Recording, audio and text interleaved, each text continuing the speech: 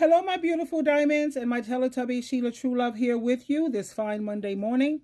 I want to share a few clips with you to help women understand the importance of being careful. And when you see red flags, and I'm talking about the first red flag, you should make your exit. Let me share this with you.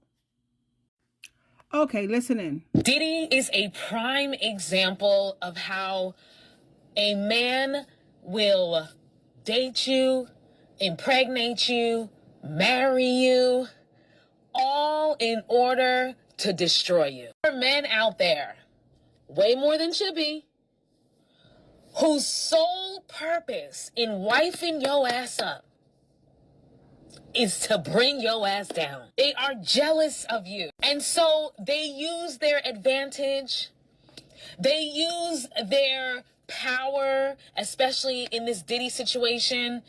Whatever it is, they use that in order to systematically strip you down, break you down, and destroy you. Because they're fucking jealous of you. I've been listening to some of this Diddy trial coverage, and one of the escorts said he described Cassie as one of the most beautiful women he had ever seen. And it's true. She literally is one of the most beautiful women on this freaking planet. And as soon as Diddy saw that, the jealousy alert started going off in his head, in his heart, in his body. Instead of being like, why is this little girl, because she's fucking 19 years younger than me, why is this little girl activating this jealousy in me? Maybe I should go figure that out. Instead of that, he said, I'm a destroyer. And when you get sucked in, then they systematically destroy you. They start doing things to cut you down to size, to their size. The Diddy and Cassie situation is a quintessential play-by-play of this phenomenon. In the Diddy and Cassie situation, that Diddy was jealous of her beauty, jealous of her talent, and jealous of her star power. So instead of being like, you know what, I'm going to nurture her talent and help her flourish and like benefit off of it as a producer and make some fucking money, he was like, nope, I'm gonna destroy her. That his goal, allegedly, was to humiliate her. There's some deep psychology that goes into that shit, you know? It's like wanting to feel better by making other people feel like shit. It's the quintessential misery loves company, right? He wanted to break her down, control her. And then this also intertwines with Diddy's sexuality as well. The fact that he essentially was DL, and what that looks like in terms of your relationship to femininity and misogyny and misogyny. I mean, there are levels to this shit. Ladies, and honestly anybody, but especially my bitches, make sure that you are not dating your biggest op. Have a sense. If as I've been talking, you've been watching, if you got to this far in the video, and you get a little tickle in your dickle, when I said make sure you're not dating your biggest op, then you know what? You better start reassessing, girl. Because these motherfuckers will take you down. They will destroy you.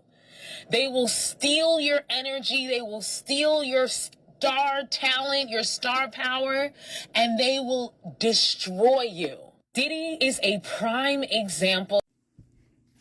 She told no lies here.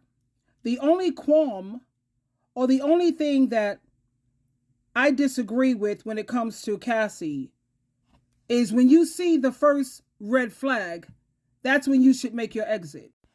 I was looking at divorce court this morning, and you know, before your vows, I don't know if you've ever seen that on divorce court, and you see these women complaining about these men and all of the things that these men are doing wrong to them. They have nothing but red flags everywhere. And yet they're still talking about, I want to get married to this man. I want to get married to him. This is exactly what I'm talking about. I mean, you see the way they behave before marriage. What makes you think that it's going to get better once they feel they have you on the hook and you're trapped? Let me share another clip with you. Here we go. These men really convinced us that we should be slaves, that we should do every fucking thing, all the labor at home, all the emotional labor, and be understanding and forgiving even when he makes a million mistakes. Throwing away your entire life just to be his maid. Throwing away your entire life just to raise children that he doesn't fucking care about. Putting their needs first. Staying in the fucking background while he takes all the credit. He acts like a little fucking bitch and cries about clocking into a job and doing the same fucking thing every day. If they really convinced us, especially with their fucking religions, every single religion, actually, nobody gets a fucking pass. And even the sons grow up watching their mom do everything, so they're like, oh, this is how it's supposed to be. And if the mom is a single mom, she does everything. And the sons grow up thinking, wow, every woman is supposed to work hard her entire life. Not realizing, no, your dad was just a fucking loser. Several men that live at home with their fucking moms, like some fucking man children. And they think that they are now going to find a woman who is going to act just like their fucking mom. These motherfuckers should be getting a lot worse than just me making these little videos. Like, I'm being very gentle. This is gentle parenting. Now, like this young, well, I don't know why women feel the need to constantly use profanity like that. I just appreciate the message, but I mean, come on. I mean, your vocabulary needs to be bigger than that. You think that's cute? You think that's cool? It's not. But anyway, when it comes to these men expecting certain things out of women, you knew that before you got married or before you connected yourself to him. When are women going to start taking accountability? And I want you to please don't just take my word for it. Never just take someone's word for it. Do your own research. Go on and look at divorce court and look at before your vows. These women have nothing but warning, run, turn around and run, but no.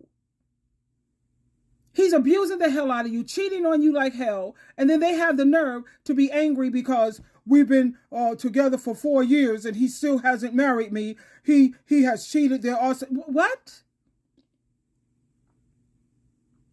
Now, when she says about these men living at home with their mother, there's nothing wrong with that if you're not married or if you're not engaged. I know men who live at home with their mother and they're paying their bills. That they pay their part of the bills.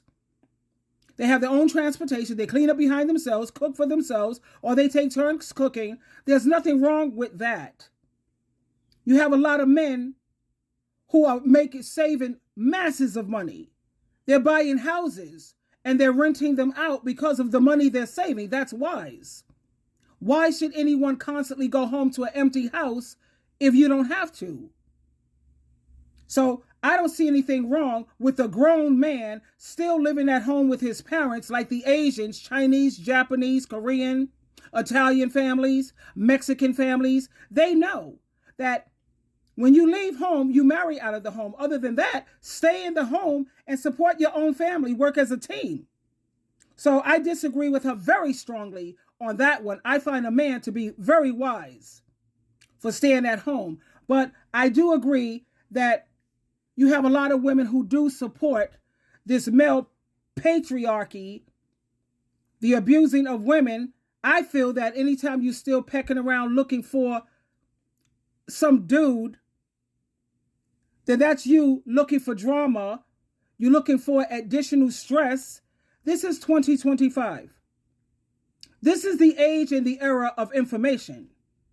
How is it that women are still making these same silly, foolish mistakes? Do I think all men are rotten? No. I made a video about that. Do all men cheat? No, they don't. There's a lot of men who do take God and Christ seriously. At the same time, what is the percentage? Very low. I would say like 3%.